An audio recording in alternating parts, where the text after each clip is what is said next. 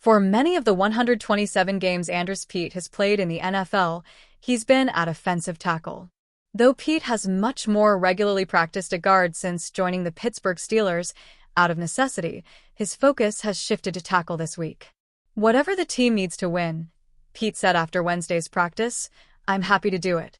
A neck injury to starting left tackle Broderick Jones caused the Steelers to move Peat to tackle in preparation for Sunday's game against the Buffalo Bills.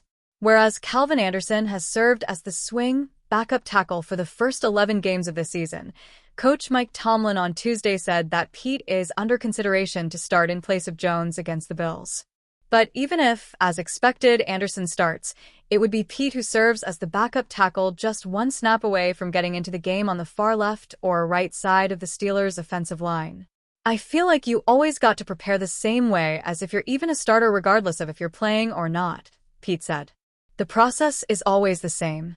Peat said even while he settled in as the number 4 overall guard on the Steelers' depth chart this season, he always made sure to squeeze in practice reps at tackle in case of an eventuality, such as what has happened with Jones.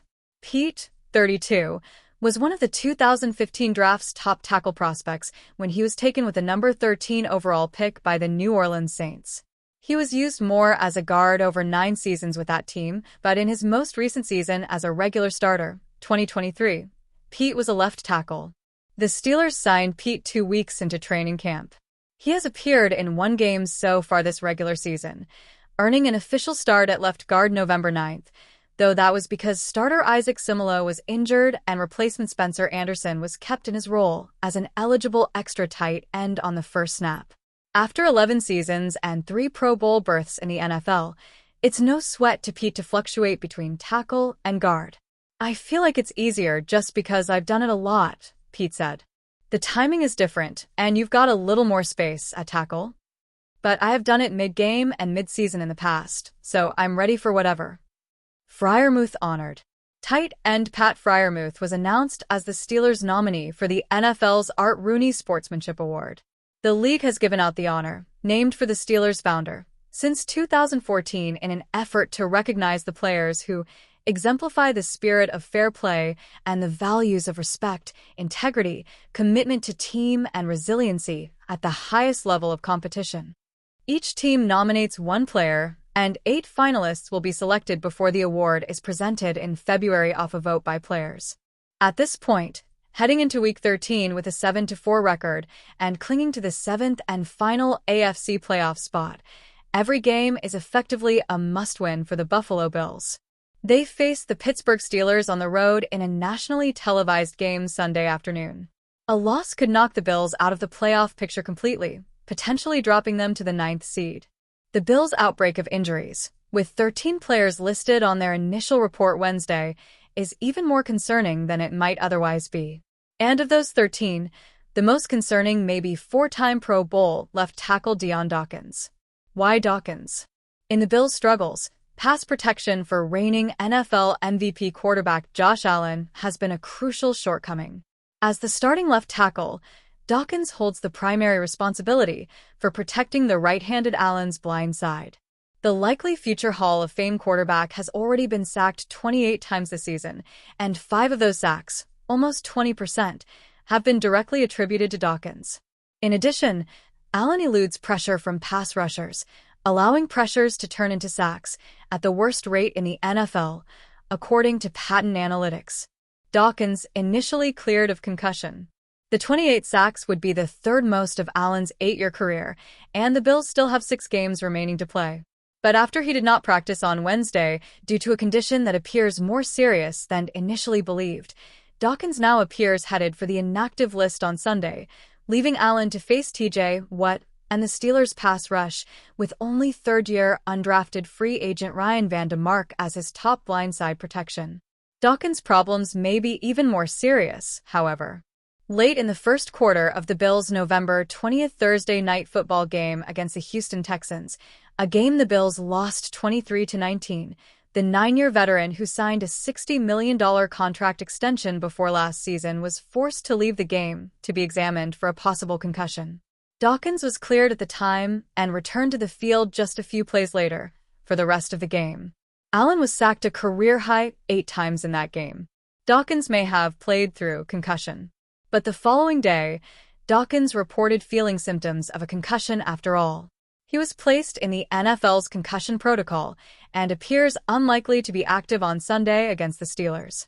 In order to be cleared from the concussion protocol, players must take part in full practice, with no limitations, on the final practice day of the week, Friday, in this case, as well as pass a neurological exam to play in that week's game.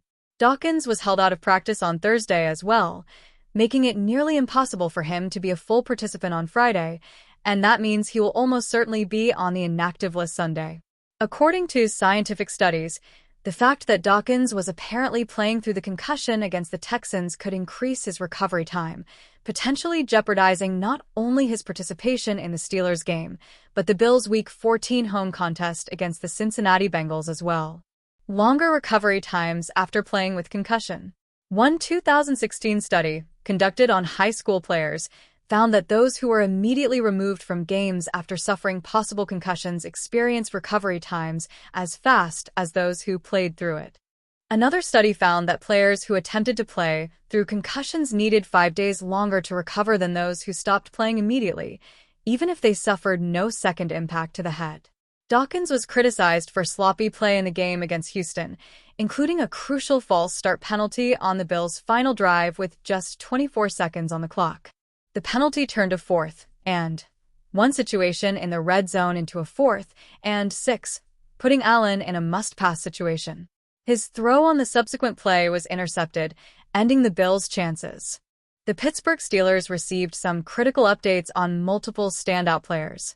While they will be without Broderick Jones and Derek Harmon, others seem primed to return from injury. The first to update is quarterback Aaron Rodgers. Mike Tomlin said that he had great optimism that Rodgers will play this week, though when Rodgers talked on Wednesday, there were some more questions. Rodgers added he did not yet feel comfortable enough to take a snap from under center, and it was frustrating to be out on Sunday. He will return to practice on Thursday and Friday, and then make a decision from there. Steelers plus 3.5 is listed at minus 110 on FanDuel for Sunday's Week 13 matchup versus Buffalo. Our complete FanDuel Sportsbook review shows you how to sign up and get started. For all of the best Steelers Week 13 odds, be sure to check out our expert takes. Meanwhile, wide receiver DK Metcalf also added he did not practice on Wednesday, but that he is okay right now. He got rolled up on twice during the game. Outside linebacker Alex Highsmith is optimistic he will play after missing the last 2 weeks with a pec injury. Tomlin added the team continues to be optimistic they will get their star pass rusher back. Lastly, cornerback Joey Porter Jr. is okay after suffering a hip flexor injury against the Bears. Tomlin said the injury is likely to limit him during the week, but he should be able to play against the Buffalo Bills.